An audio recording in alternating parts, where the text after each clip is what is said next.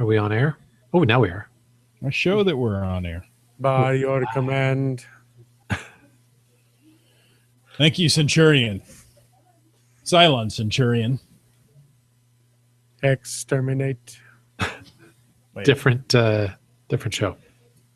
you're mixing memes, you meme mixer. Can't deal with my cord this evening. Okay. Sorry to hear that. Cord management issues. I am ready to start a podcast. That makes one of fun. us. Oh, good. We have viewers. Thank you, viewers. We welcome you. And let's play some music, record. I'm opening Wits End, you're closing if you stay around. Just for that, I'm not going to stay around. Okay. So Here we then go. I'll close.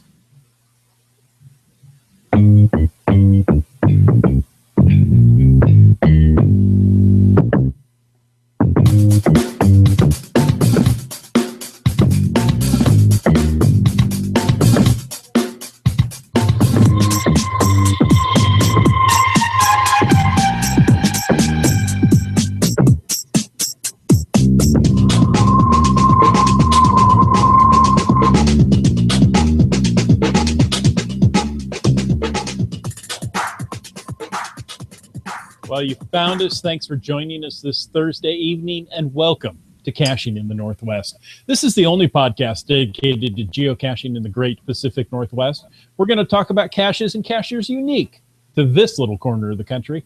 So slip on a slicker. It's time to go fall caching in the Northwest. Oh, that's right. It's blustery out there, folks. But that means it's also time to bring in our monkey. It's not just because it's blustery. It's because it's Thursday night. We bring him in any weather. Did you know that some say he can spot a micro in a cedar bush 100 meters away? And others say, well, they say Mrs. Land Monkey is the envy of geocachers everywhere. All we know is he's called Land Monkey. Hey, everybody. Hope you're having an amazing night, day, afternoon, morning, whenever you're listening to this podcast. I hope it's just amazing. And yes, that is me, the Land Monkey. Mrs. Land Monkey is indeed the envy of everyone. And if she isn't, well, I can accept that. But in my eyes, she is the envy of everyone. And speaking of my eyes, I cannot spot a micro in a cedar bush 100 meters away. In fact, I pretty much can't spot a micro in a cedar bush at all, which is why Mrs. Land Monkey is the envy of geocachers everywhere. All right. Well, hey, not only welcome to the show and welcome to our live viewers and those participating in the live chat this evening. Thank you, thank you, thank you. We also want to thank our Denali level supporters. That would be Limax and the Mount Vernon Parks and Recreation Department. And folks, if you want to know more about supporting this show, click the Patreon link on the cachingnw.com website. Now, tonight, we are going to talk about fall caching, caching in the fall, caching in autumn, autumn caching. But before we do that, and, before we get going, let's start glowing. Let's do that. Yeah. What do we call this segment? We call this segment Glow. Or perhaps you know it better as the geocaching log of the week. And whether you wrote it or not, we want to hear about it. So send an email to feedback@cachingnw.com. Call in to 253-693-TFTC, or use that ultra cool voicemail tool on the website to show us how you glow. We have several glows in the queue, but there's one thing we're missing, and that's your glow. Send us your log. So we have a great variety of types of glows to share to fit in with each one of our very interesting topics. But tonight, we share another one of the Limax machine glows. Oh, yes. Limax You thought and that machine. The ongoing saga. Yes, you thought perhaps the machine had moved on. Perhaps the machine had finally beaten Limax. But no, there's another log from Limax, another glow. And this is from the machine Deus Ex Machina. How about that? And it reads, I was right. I hadn't managed to kill the machine. After I had suitably recovered from my last ordeal, I started my car and drove away. It wasn't long before I felt the tug of the machine again. After my last encounter with it, I was sure it would not be as powerful as it once was. I know I was personally feeling stronger. I soon discovered where its new hiding place was and drove out to it. I had no idea what I was in for. I think it was taking revenge on me, for it led me on a path that felt almost vertical. I cried as once again my muscles gave out. A waterfall was created by my tears, and I could hear cries of frustrations below me as hikers were flooded by the torrent. I could still hear the machine laughing somewhere ahead of me. I found myself descending into a valley surrounded by trees, and there ahead of me was the machine. I could see its arm beckoning me over. As I surmised, it was in no real shape to cause me any real harm. I wish I hadn't left my log behind at the last cache, and I had no weapons to deal with it. I decided to just leave it, since I felt it really couldn't harm me anymore, and that's when it happened. I saw a vision again of Smythe and all that he had done to fight against this evil menace from another planet. I hadn't seen or heard anything from him since he last spoke to me months ago, and I had a feeling that something had happened to him. When I turned back around to confront the machine, I saw that it had disappeared. I searched the spot where it had been, and there was nothing. I started walking out of there, but the machine was not done with me yet. Out of nowhere, a specter swooped toward me. I fell back as it flew past me and deeper into the forest. I lay there stunned, and I could feel the tears in my eyes again. Even after all these encounters, I feel that my struggle against the machine had barely begun. Dun, dun, dun. What? We need music behind these. We do. That would really set them off, wouldn't it? Now, again, before we get going too far into this topic, how was everyone's week in geocaching or other outdoor activities right here in the Great Northwest? Limax. Let's start with Limax. Well, we already did. Okay, Limax. How about you, Land Monkey? Yeah, Limax, wherever you are, yell out what you've been doing. Okay, next. Next. Can I go next? Sure. All right. Thanks, guys. Hey, so we did get out for our Earth Day, or Earth Cache Day, I should say, Earth Cache. And our special thanks to Cache Bonus for finding Earth Cache GC6KTBZ, a really interesting variation on the perhaps sometimes feels a little overdone theme of glacial erratics, but actually this one had something special about it, and it was actually an interesting glacial erratic. So there you go. Wait a minute. There is an interesting glacial erratic? I found this one interesting, yeah. But maybe that's because I'm a geology nerd. I don't know. There you go. I don't know. I have found a lot of glacial erratic earth caches, but this one actually had a unique feature to the earth cache. So very nice. So good job, Cache Bonus, for putting that out. There you go. Also found a Cryptex field puzzle, which was very cool, also by Cache Bonus, and some traditional caches in that general area that we were caching on Sunday. And that, of course, was our Canadian Thanksgiving, which is the only day that you can log an Earth Cache on Earth Cache Day to get the souvenir. So for more on this topic, go back and listen to last week's episode. And Geo Gearheads. All last week, Land Monkey went on a rant about. Well, yeah, and, not to let anybody who maybe missed last week feel left out. Let's just continue the rant. And I would actually like to remind all of our listeners to send many electronic messages of every variation to geocaching.com. Send them emails, send them instant messages, send them Instagrams, send them tweets. The Twitter account is @GoGeocaching. Should you want to say, let's make Earth Cache Day more than one day. Yeah. Oh, sorry, I stole your thunder. Go ahead. No, please. I am all about sharing that particular thunder. Yeah, ask them to make International Earth Cache Day at least the whole weekend next year. Yeah, more than one day. Why not? Let's make International Earth Cache Weekend. Because one day, and what day, what 24-hour period is it? Is it the 24-hour period here in Pacific time zone? I mean, so do you have to work within the 24 hours of, -8 GMT? Right. Say So why you're- make it so you're in difficult? Australia. Why make it so difficult? They're constantly, geocaching.com is continually in the last 2 years putting out all kinds of other opportunities to find geocaches and earn souvenirs for more than a 24-hour period, at least a 48-hour period. So why not International Earth Cache Day? Just because it's called International Earth Cache Day, they feel they absolutely have to stick to a 124-hour period? Come on. Well, you have support in our fine chat room from UDEC. He supports the rant, hashtag Earth Cache Weekend. Nice. There you go. Hashtag, I love it. UDAC, thank you very much. I'm going to start using that one. Hashtag Earth Cache Weekend. Classic. And classy. So, stay very classy, nice. San Diego. Yeah. All right. Well, that's me. That's our adventures. That's my rant. But Witsand, how about yourself, sir? After that, who can follow that? Really? I did not log an Earth cache on the day. I did not log an Earth cache, at all. And, honestly, I don't think I thanked any Canadians. So let me take this opportunity to say that I'm thankful for you. Oh, thanks. And we're thankful for you.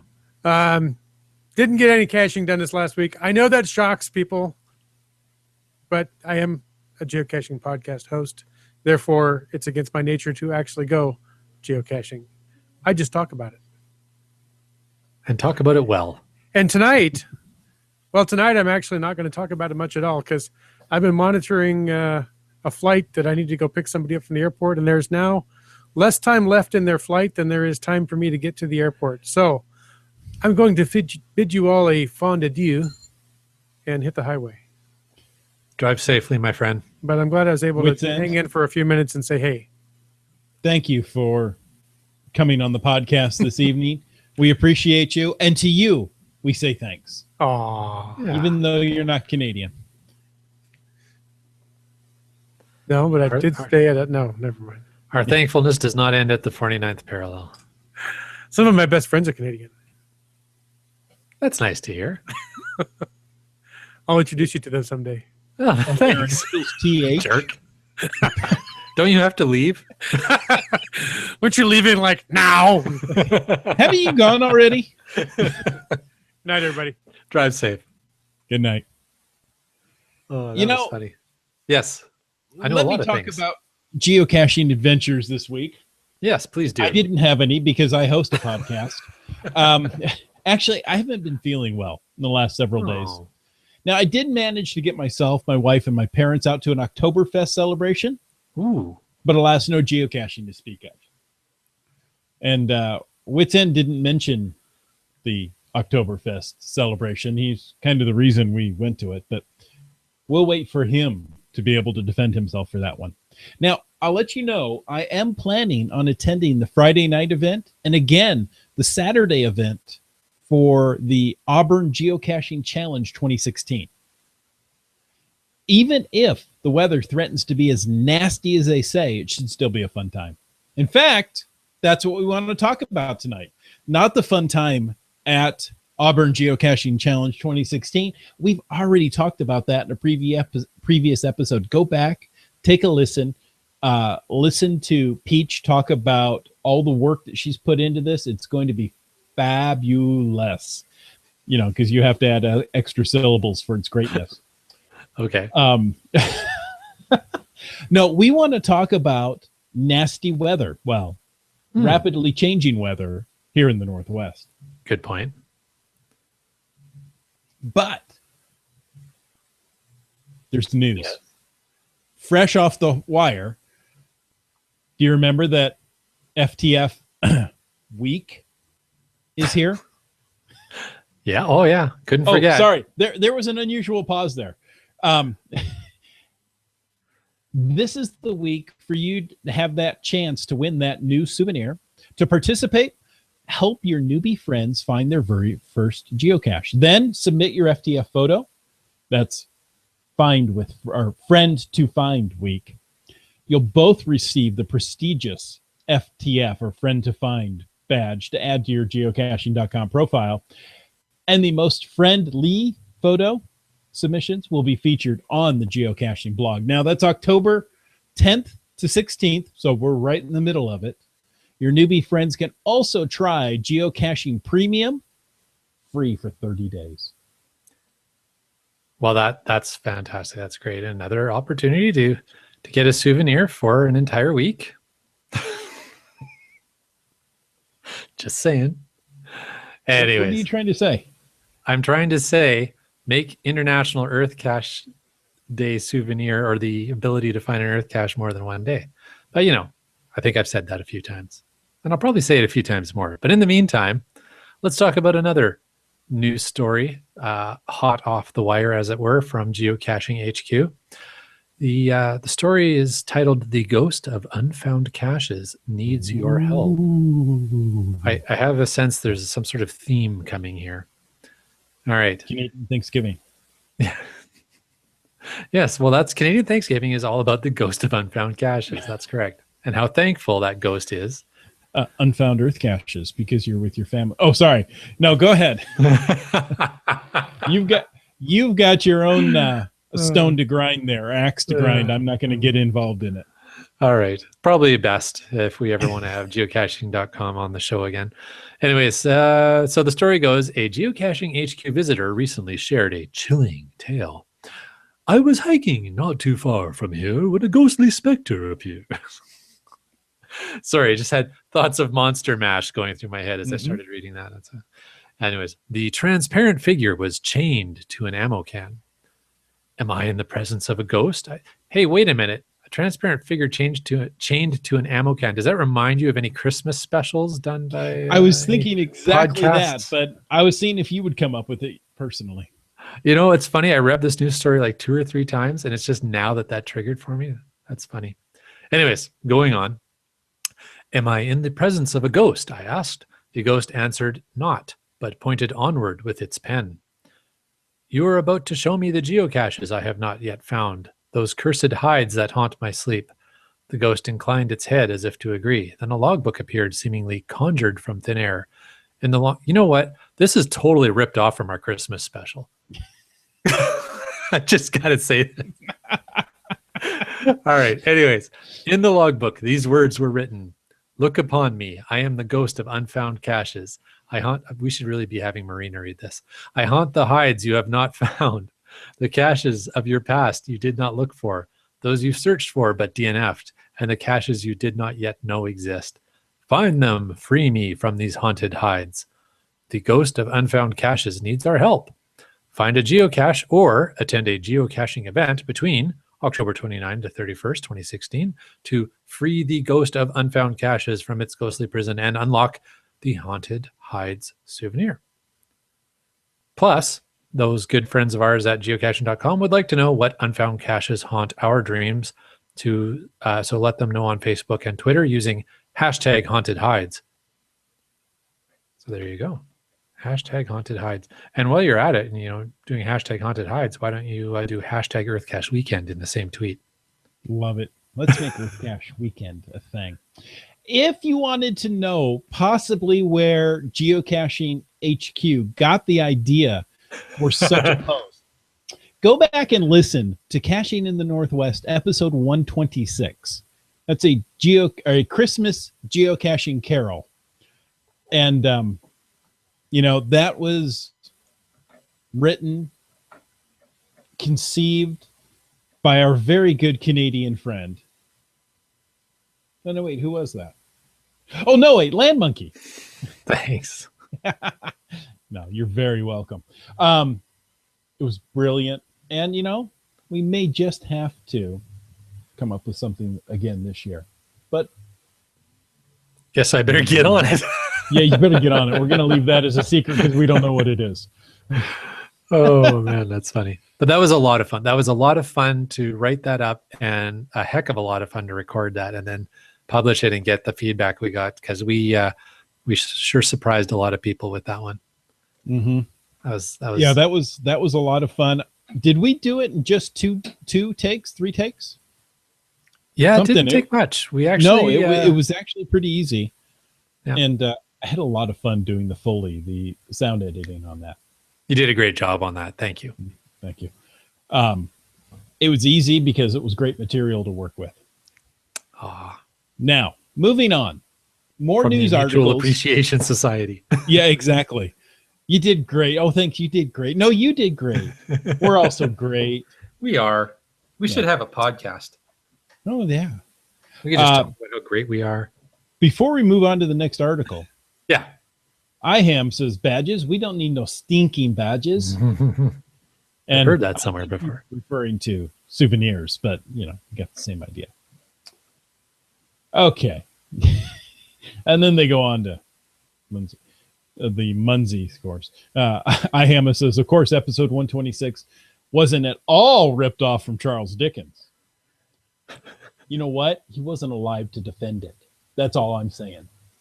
We're here. That's right. And we were the first ones to ever do some sort of parody of A Christmas Carol. So yes, exactly.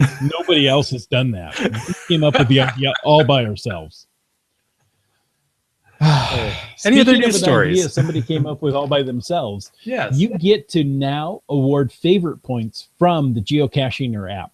For all Some those people good say, idea geocaches. What's Geocachinger? Well, it's the geocaching with the registered trademark symbol app. Geocachinger. Yeah. Make sure the first geocache you find with that newbie friend is a good one. That way, she or he can try the Geocachinger's newest premium feature, award favorite points. Favorite points. Hold on. Oh, Hold on. please. If this is a newbie cacher, I would assume that means they found less than 10 caches. Right. That means they have no favorite points to award. Ooh. Aha! Caught them. Their own flawed logic. You can find more than 10 caches in a day. And then you could award a favorite point. Okay. Want to make sure the next geocache you look for is a good one? Premium members, there you go, can discover geocaches others have enjoyed by searching for highly favorited caches. Find exceptional caches now on the mobile app or on the geocaching.com site. Yeah, I think that's a good move forward with the mobile app. Is one of many things that people have been asking for, demanding from the new Geocachinger app, is to have the favorites. I think there's a bunch of other things around the maps and some other things that people would really like to see happen. Hopefully those will. But, good move forward from geocaching.com and getting the ability to award favorites into the app. Exactly. Was it just last week we mentioned that you could do trail maps from the Geocachinger app, and now you can do favorites? Maybe it's been 2 weeks. Last week before. So it's they've made some big strides in this in the last couple of weeks. So cheers to Geocaching HQ. Yeah. Well done. All right. Well, while we're talking about news, one last news story we want to throw out there, which is more of a reminder for all you guys that you should be on the lookout for GJIF 2016 events. It is getting close to GJIF season. Just like last year, in early November, they are going to have GJIF events hosted around the world. So keep your eyes open for that. There is a URL that we are going to, it's much, much too long and complicated to read out on the podcast, and I would probably cause people to have car accidents if they're listening to this. But a long and lengthy URL to a bookmark. So geocaching.com, the company themselves, the lackeys, actually have a running bookmark of the officially sanctioned GJIF 2016 events around the world. So once it's created and submitted officially through their webpage, they will add it to the bookmark. And, if there isn't one near you, well, you know what? There's still time. Get on it. Create one. Exactly. And if you sign up to host one, geocaching.com is going to send you the file of all the videos to be played, so you get to see them first. All 16. That's right. All 16 of them. And I also want to... Why do we call it GJIF? Sorry, when what's it's spelled, why do we call it GJIF when it's spelled GIFF? As in Geocaching International Film Festival, for those who maybe haven't heard of this event before. Fair enough. Because I call it GIF because I can't seem to decide whether it's a hard G or a soft G, so I just use both. Oh, that way we offend no one and everyone at the same time. Exactly. The Canadian way. The Northwest way. Let's go with that. Do you have to say sorry? I'm sorry that you are so easily offended. There you go. There you go. Hey, anyways, I also want to throw out there that for geocachers listening to this podcast in the Metro Vancouver and beyond area, there is an event that is going to be scheduled for November 6th. So watch for that. Watch for the event page to get published and sign up quick because there will be limited space. It is put on by the same folks, the MV Geocachers, who put on last year's event in the area. That was a sellout and highly talked about event. And this year, it's going to be even more interactive than last year. I'm not going to tell you much more, but I'm going to tell you, bring your smartphones. Interesting. I just clicked on the bookmark list officially from geocaching.com, and there are 346 events around the world. That's a lot of events. I look, there are several events more than 5,000, 6,000 miles from me. I probably won't be attending those events. Only because, the commute's a killer. I should leave now. There you go. So, but yeah, we went to one last year and it was spectacular. It was really nice to be able to watch these films with a group of other geocachers and be able to talk about them. We voted on them last year. It wasn't required, but it was fun. So we enjoyed it. I'm looking forward to this year's event as well. Awesome. Sounds good, man. So shall we get into our topic for the... Oh, no, go ahead. Sorry. Exactly. I was going to say, while you're out either at an event or perhaps before one of the GIF events, you could be out geocaching. You could be. And geocaching here in the Northwest in October, November can be a dicey proposition. Fall geocaching in the Northwest brings along a whole set of variables that we don't deal with at other times of the year. True. So some of the things to talk about in fall geocaching, let's first talk about clothing. Now, I want to hear in the chat room what you guys, some of the materials you like to wear when you go out geocaching here in the Northwest in fall. So Gore-Tex. Exactly. Wool. Wool, yep. Merino wool socks. Definitely a big favorite. I don't care if they're your daughters or not. Funny. What about some of the performance materials? Those make excellent underlayers, for sure. Exactly. I don't know what all those performance materials are called, but I think you understand what I mean when I say performance materials. So anyway, but layers are important. Take a good base layer, and I do like to wear those performance materials. I'm sorry, I can't come up with a name, particular one. Dry weave and the such as a base layer right against my skin because it allows a good circulation. Takes sweat off, keeps me warm, things like that. And then on top of that, put on other layers for warmth. Especially as you're hiking, you need to be able to take layers on and off as you need them, especially some of the waterproofing layers. Yeah. Definitely stay away from cotton in the fall. Cotton is not your friend. Because once cotton gets wet, it stays wet and it starts to wick heat away from your body. Yeah. In the chat room already, we've got 3 hams in a row saying if he's hiking, he wears his polyester shirts that he also used to use for skiing to wick away that sweat. Absolutely, that works well. And Wet Coaster is suggesting on your head a Tilly hat with a nice wide brim. I thought that was a typo. I thought he wanted you to wear a silly hat. Perhaps. Well, I do that all the time. I myself have a Tilly hat, and I absolutely love it. It does have the wide brim. It's waterproof. It does have venting on the top of the hat to allow heat to escape. Maybe not the best thing to wear in cold weather, but in that fall weather when you just want the water protection coming off and you're hiking and you're still getting warm, it's a great hat. I love my Tilly hat. I keep it in the car at all times because who knows when you're going to need it. Yep, absolutely. So definitely there's some good tips around clothing when you're going. Obviously also, you got to look after your feet. I had mentioned earlier merino wool socks, one of my absolutely favorite fabrics of socks to wear. There's just something about that merino wool. It just works so well.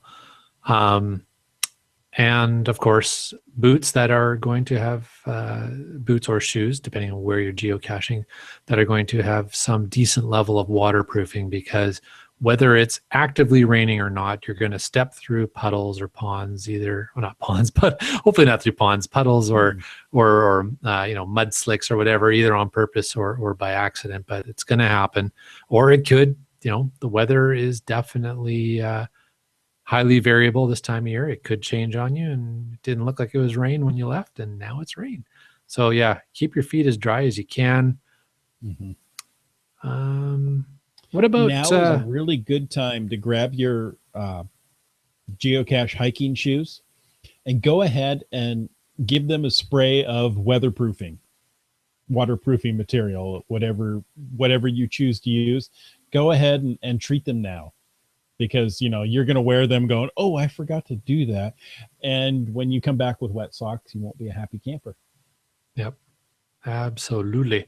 Hey, it looks like we've got a little more activity going on in the chat room. Are you able to see that? Yes, we see that both Wet Coaster and Doramore are allergic to wool. Interesting. That sucks. Yeah. I have some Smart Wool socks. That's the brand name. I love them.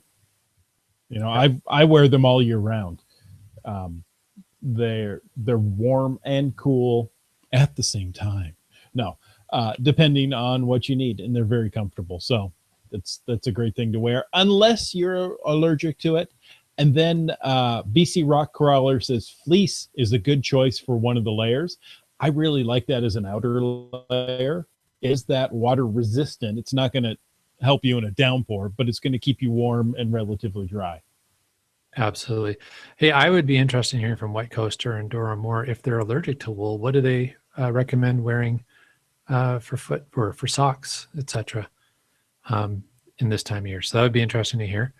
White Coaster says to consider redoing the waterproofing on your coat if possible, which is good advice. And Three Hams and a Rose says an ultra lightweight rain jacket is what he brings with him. Folds down to the size of a grapefruit, a pamplemousse, but it's kept him dry on an 8-hour hike that rained heavy nonstop. I wonder if I know what hike he's talking about. Was there a machete and some craft dinner involved? There may have been. B Pendragon says, you mean to tell me that cargo shorts aren't appropriate all year round? And yes, they're very appropriate right here in the Northwest. It's funny. I see people with cargo shorts and then, 2 or 3 heavy shirts on top. And I'm thinking, you don't need to wear so much on top if you just cover your legs. But that's not for me to say. We're all a little different. That's why we live in the Northwest. Exactly. And I did share very politely with Wet Coaster and Doramore that they don't need to feel sheepish about being allergic to wool. But I should get a rim shot as one of my sound effects. There you go. That would work. All right. Well, hey, one of the other things we should be talking about, because you're going to be taking more than likely a GPSR, more than likely a smartphone, possibly other communications gear, electronics, equipment with you. Even maybe some of your tools of the trade that you want to bring with you may be of a metal that will oxidize when sitting in rainwater for an extended period of time or in wet clothing. So, what kind of things can we do to try and protect all of those different things from the weather? Leave them in the car. Okay. Don't go geocaching. Right. Okay. All right. Okay, that's next not topic. an option.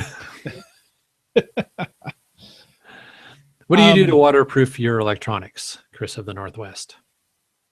Well, my GPSR, I don't worry about so much. It is well sealed as it is. And if I know I'm going to be going on a hike with a lot of rain or water or weather, I will prefer my GPSR over my smartphone. Right. That being said, I still take my smartphone. I may leave it in the backpack more. I have a waterproof. Let's see. Do I have it right there? I don't seem to see it. I have a waterproof bag to hold my smartphone. It has triple, let's say, Ziploc type seals, and then you fold it over and snap it closed. It, really is going to keep water away from your phone. You can still use the touchscreen through this bag, basically, and it's got a lanyard to put around your neck. It really works quite well. I like that. It's flexible, meaning that I can use it with whatever phone I'm currently using at the time. It's not a fitted case designed for your phone. That being said, I love the life-proof cases for the phone. I had one for my previous phone. My son is still using it. That's just for Apple products, though, isn't it? Life-proof? No. Oh, okay. It's They make it for for Androids as well. all the current, mass-produced smartphones. I don't know which ones. A good number of the current smartphones. They're expensive. You're talking $80 to $100 US. So, yes, it's expensive, but that's significantly less expensive than replacing your phone because of water damage. If you're looking at a $600 or $700 phone, spend a little bit of money and get a good waterproof, weather-resistant case. Good plan. Yeah. So for ourselves, we have the GPSR, and that's what we use when it's wet. We have an eTrex 30 that handles the wet pretty well. It has an extra case around it that just keeps just a little bit more water off of it. Doesn't make it super duper extra waterproof, but it certainly seems to help. So that thing's pretty sturdy, pretty rugged, and not really too worried about that. With the phone, as opposed to LifeProof, we have OtterBox for our Android phone. Very similar. Now. Is it really? Yeah. I didn't know. OtterBox bought LifeProof. Makes sense. So there you go. And if I know it's going to be really, really raining, like downpouring rain, what I will actually do is, just for an extra bit of safety, is I'll put the phone in its OtterBox case inside a light sandwich baggie, sealed. It just gives one more layer of protection against our lovely Northwest weather. Exactly. If you're going on a long hike, you're going to take a sandwich or some sort of snack with you anyway. Put it in one of those zip top baggies. Yeah. One that's big enough to hold your phone and a few of your devices, maybe even your wallet. I mean, if you're out there and you're getting soaked,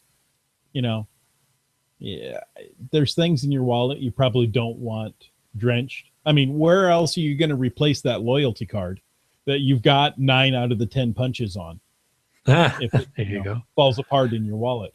So take a few extra of those bags. And, if you're like Wet Coaster and I, and you have a Tilly hat, stick a few of them in the pocket of that Tilly hat. There's a pocket on the inside of that hat.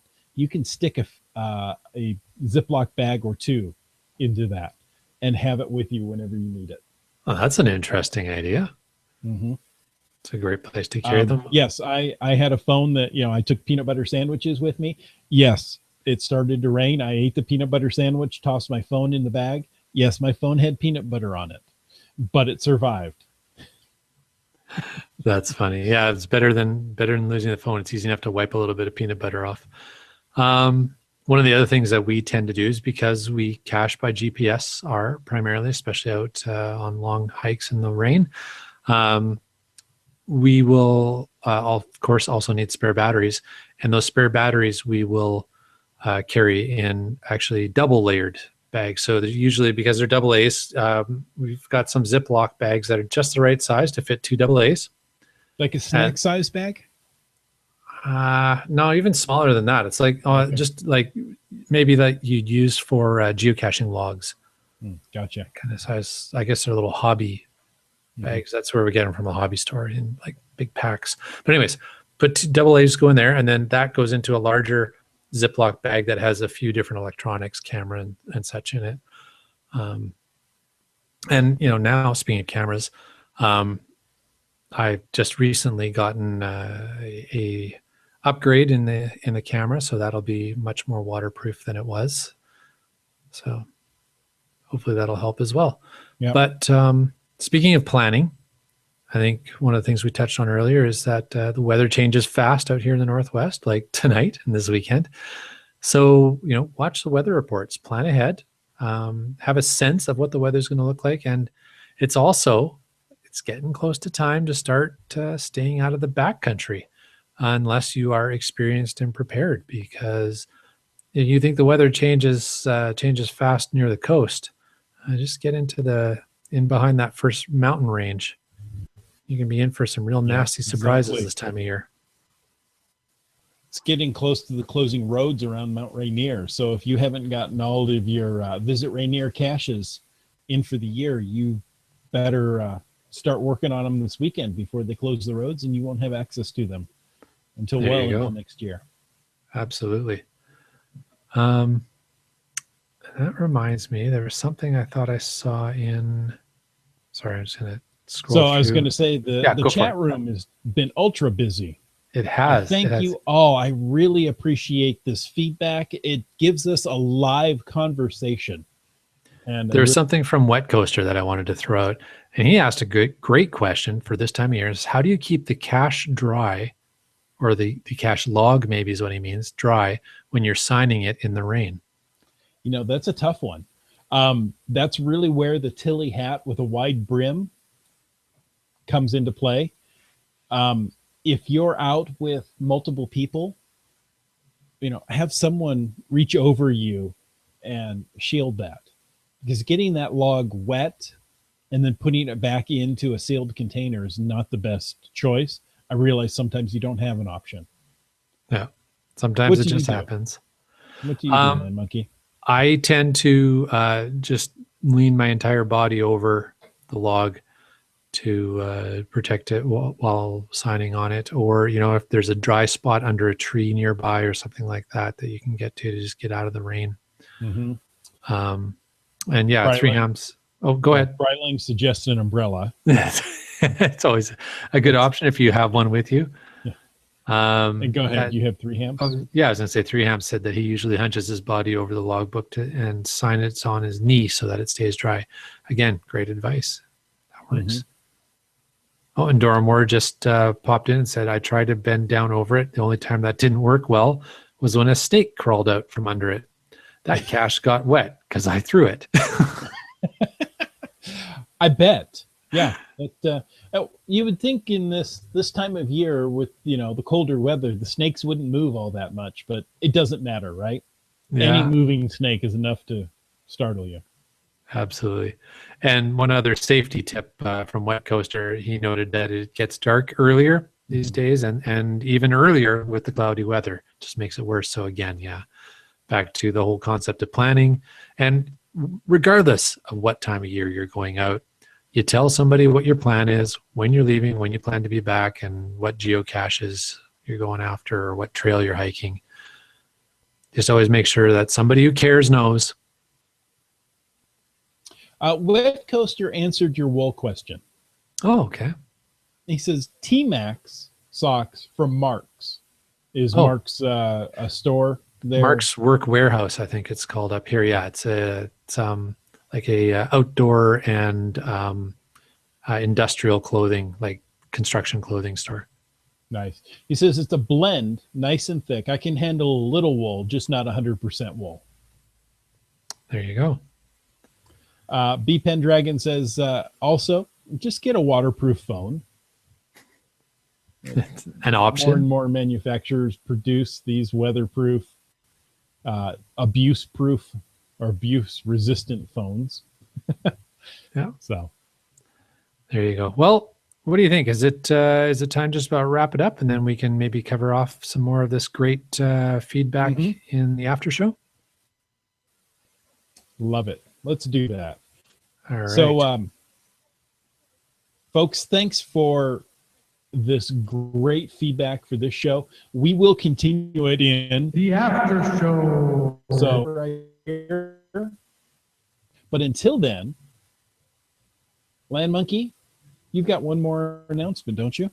Oh, I do, absolutely. And, as we have asked the listeners for the support of emailing, tweeting, Facebook posting, Instagramming, geocaching.com at Go Geocaching about International Earth Cache Day, make it the whole weekend.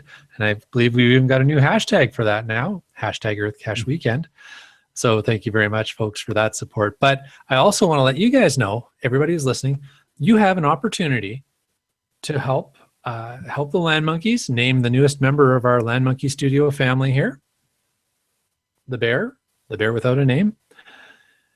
If you help us with that, you have the opportunity to win a 2016 Lackey Geocoin. Very cool. And even if you don't win the Geocoin, you may be one of the lucky people to win one of these Land Monkey pens, not for signing caches in the rain.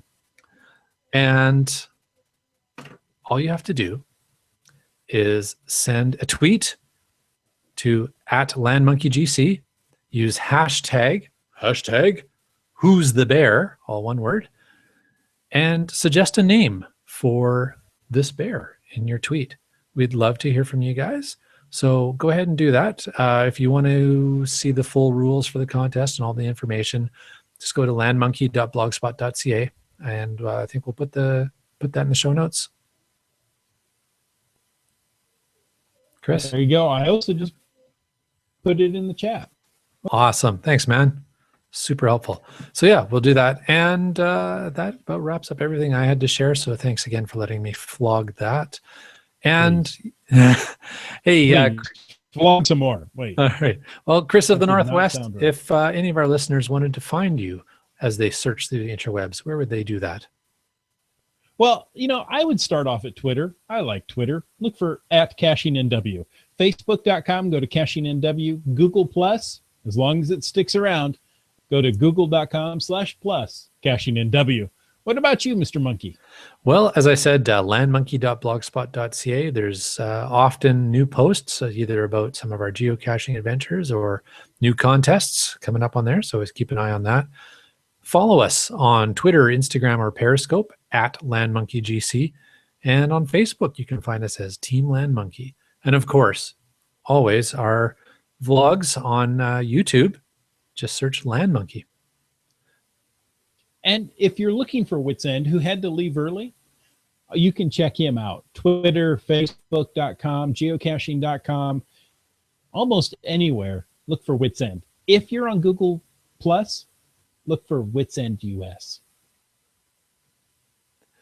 Awesome. Well, folks, we want to thank you once again for taking the time to listen to this episode of Caching in the Northwest. Remember that you can be a part of this show.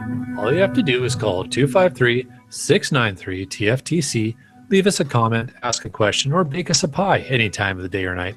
And of course, you can email us at feedback@cachingnw.com. Also, your support helps to keep quality shows coming. So if you like this show, please click the Patreon link on the cachingnw.com website. This show is licensed under a Creative Commons Attribution 3.0 license. Copy all right, 2016 by Chris Umpenauer. And of course, folks, remember to stay tuned for The after show. Nicely paused there. Thank you. Good night, all.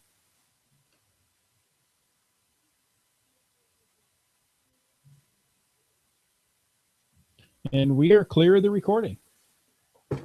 So what is it? The recording? No, if we're clear of the recording, what is it? What is it now? The after show. There we go. I just love hearing that. Yeah, sorry, I didn't catch that quickly enough. It was not concise.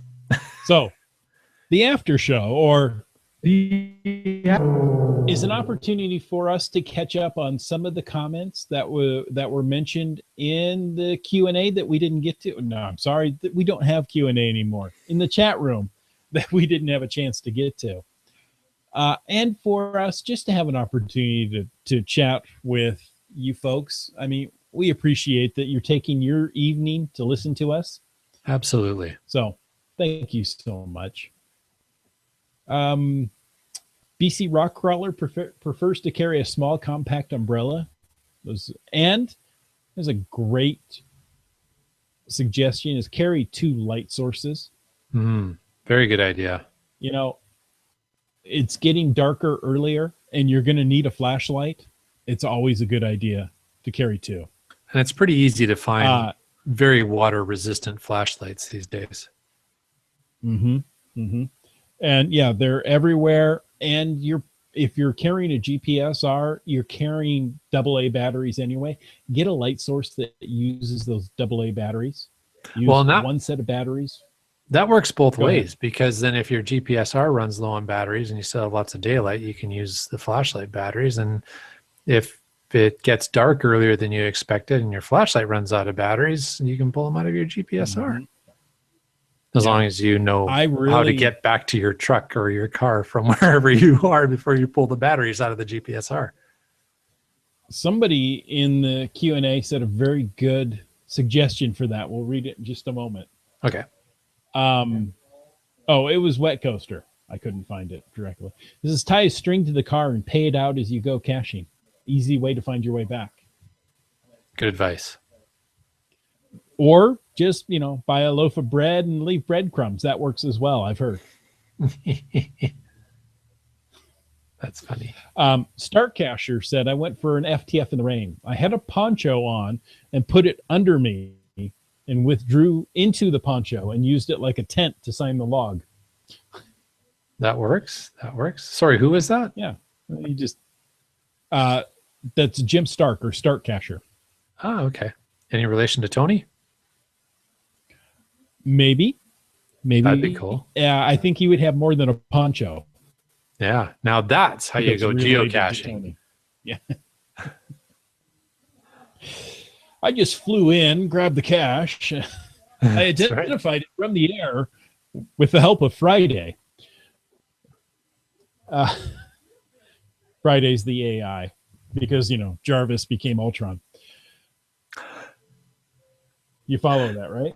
Yeah. Gotcha now. I didn't at first, but then I picked up on that. Okay. Brylang says IP67 or IP68 phone helps a lot when it really gets wet out. And those are those are the standards ratings for waterproof.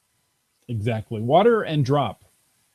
One, I want to say IP, the 6 is for like 6 feet of water and the 7 is for 7-foot drop or something to that extent. I can't recall what the IP standards are. Okay. Cool. Bryling says he has a Galaxy S7. Accidentally got dunked in the pool last weekend and literally nothing had happened to it except I had to pop the case to get the water off of it. Wow. That's pretty cool.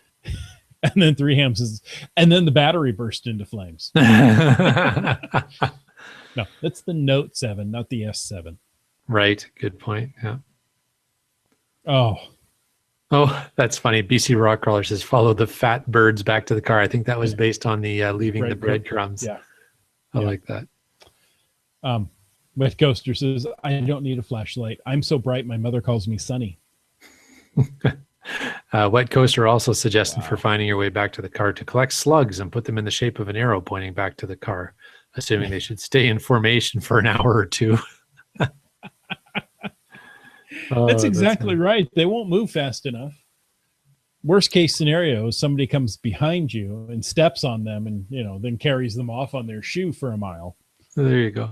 See, this is the kind of creative NorthWest listener